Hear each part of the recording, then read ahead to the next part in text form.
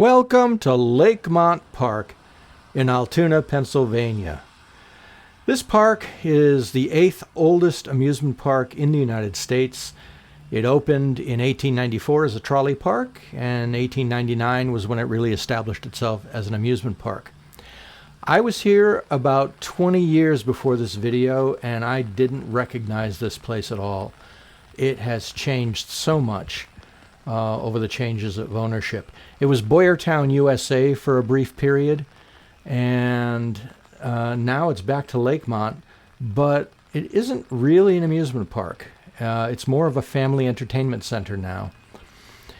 This is a really beautiful entrance, and you notice there's this little plaque here about Leap the Dips. They have, in this park, the oldest roller coaster in the world, and it's actually a really fun ride. I rode it 20 years ago, shortly after it had been restored.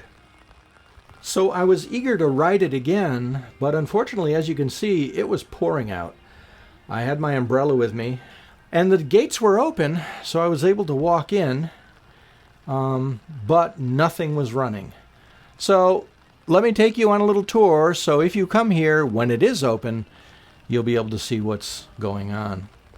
The gift shop was open, and the gift shop is, interestingly, it's independently operated. It's not part of the park per se.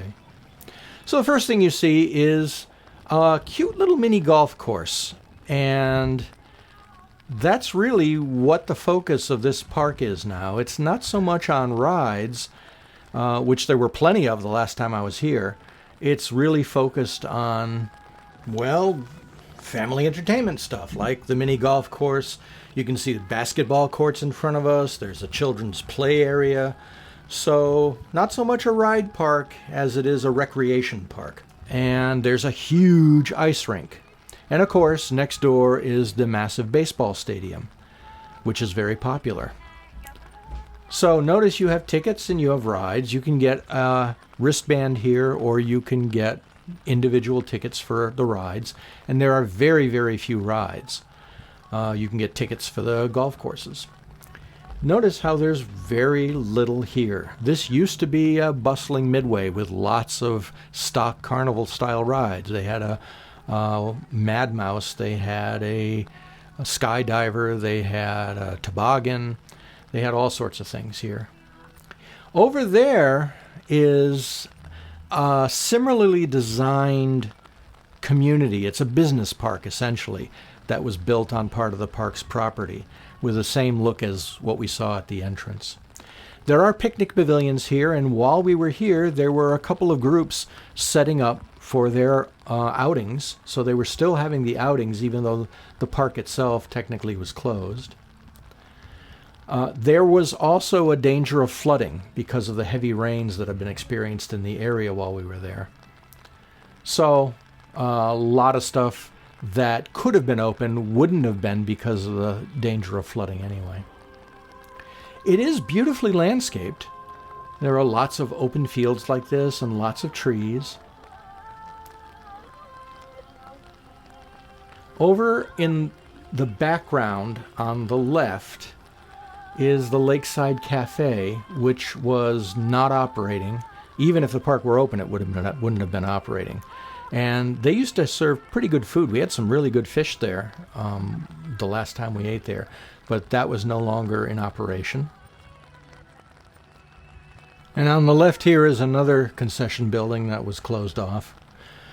Further ahead, you can see Dippy's, which was really one of the only operating. There was one other, a tiny concession, but that was really the only food concession that would have been operating.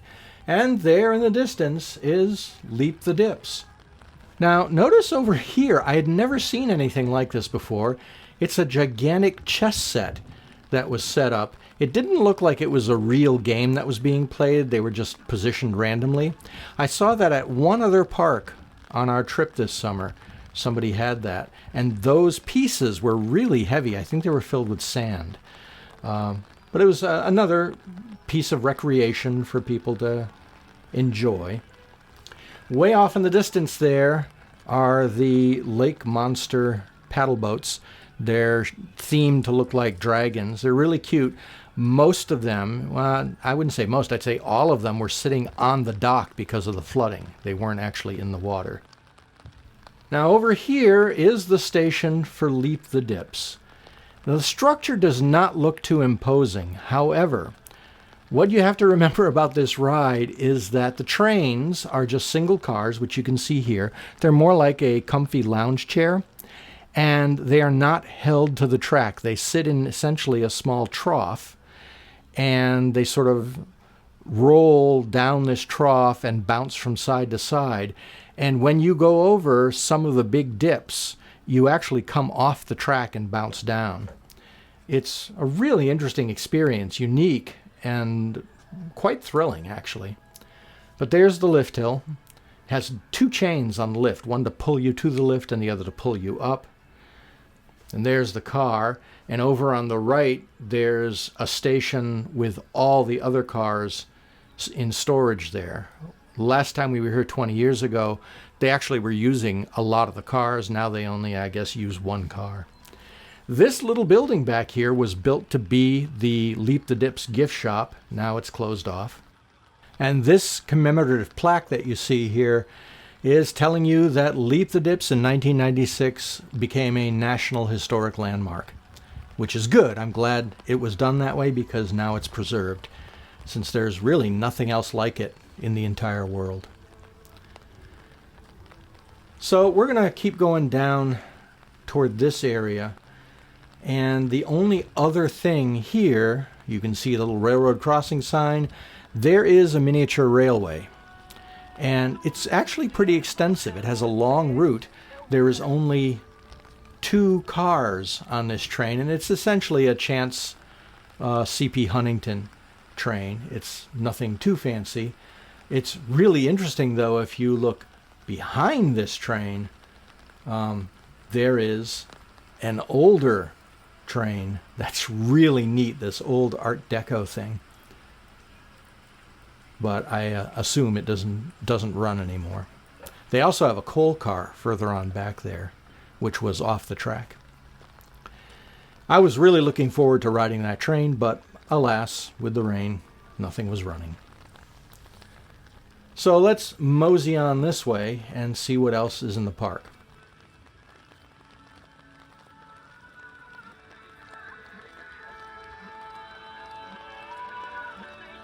And I thought it was strange for a closed park with nobody there. They had really loud pop music playing in the background, a lot of country.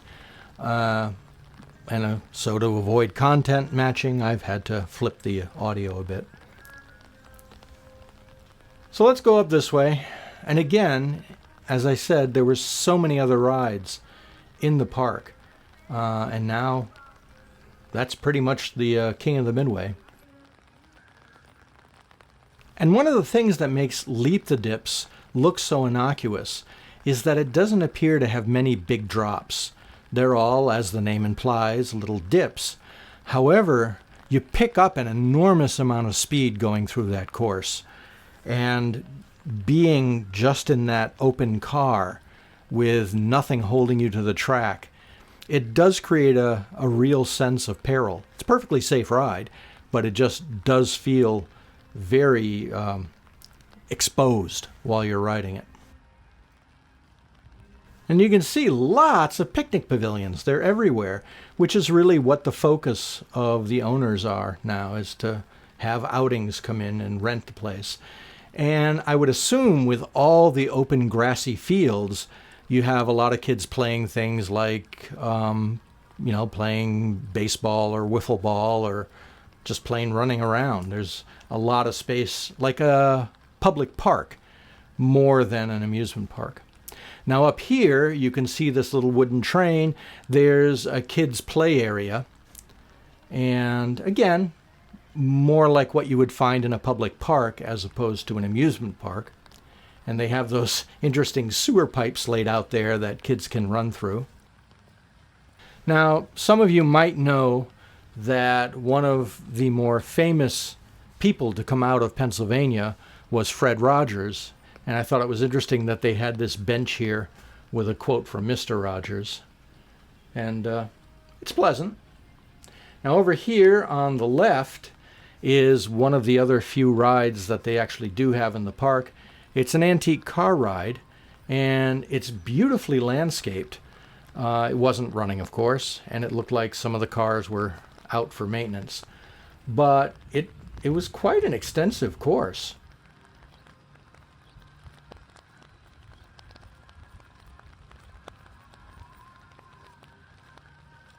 And opposite the antique cars is 4x4, which is a kiddie monster truck ride. It's pretty nice. Not much landscaping there, but it's nice and clean. And then up here is Little Leaper, which is a kiddie coaster. It's a vintage Alan Herschel ride, and when it's running, adults can ride it. Behind it, you can see this gargantuan parking garage. And that, as you might expect, is used for the baseball games. And over on the right, that big white building is the ice skating rink, which seemed to be getting a lot of use the day we were there. And the only other major ride out here is actually a pretty amazing coup for this park. Not only do they have the last remaining figure-8 side friction coaster in the world, they also have the Skyliner, which was the very first major coaster designed by John Allen, the legendary Philadelphia Toboggan Company coaster guy who was responsible for the coaster renaissance of the 1970s. They rescued this in 1987 from Roseland Park and rebuilt it, and it's a fun ride. So they have two major coasters and hardly anything else left in this park.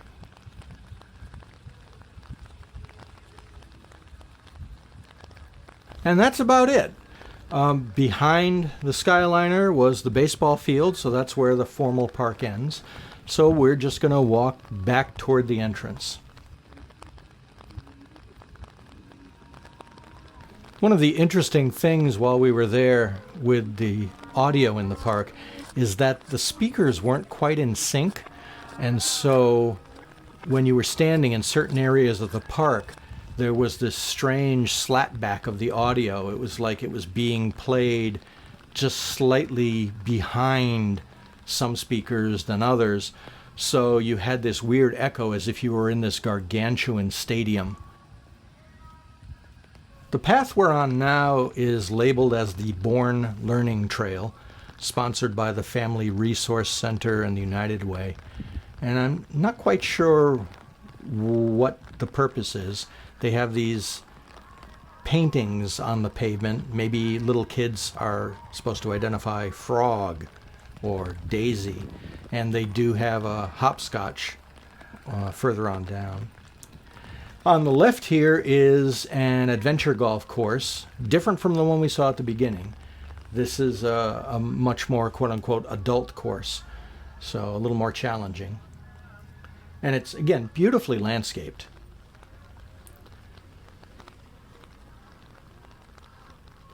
And there's Leap the Dips, and you can see that massive maintenance building right against Leap the Dips. I'm not sure why they chose that location for it, unless they needed a lot of maintenance for Leap the Dips, but at least they painted the side of the building so it looks a little prettier.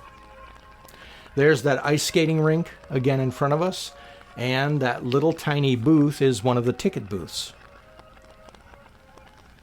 Not for the ice rink, but for the park. To our right are some batting cages. Now, I'd mentioned that the park was briefly owned by the Boyertown Candy Company. They called it Boyertown USA, and they had big plans for it. They're the ones that brought in a lot more rides and really tried to spruce the place up. But they ran into problems, and I'm not exactly sure what. I don't know if they were overextended or whether their main business started to go, but they ended up giving up on the park, and it got sold off. So I'm happy that the current owners are trying to find their niche. They're thinking out of the box a bit. They're not going for a traditional amusement park. I love this course on the left here.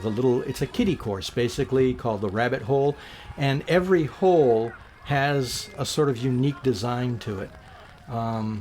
Those trees, there's a fish that you saw back there. And I think small children would really love playing that course.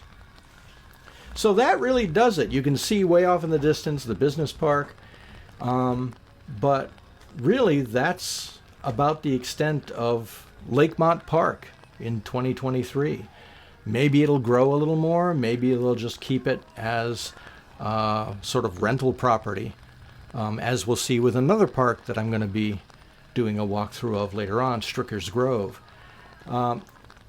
It has a lot less expense when you don't have to constantly open to the public, when you simply rent it out as a private space. So I hope that things keep going, because I do love Leap the Dips, and Skyliner is wonderful. The Alan Herschel Kiddie Coaster is a classic. The antique cars are beautiful. So there's a lot of potential here. And I hope to get back to Lakemont at some point when it's not raining and experience the park when it's fully operational. So thanks for walking with me in the rain on this tour of Lakemont Park in Altoona, Pennsylvania.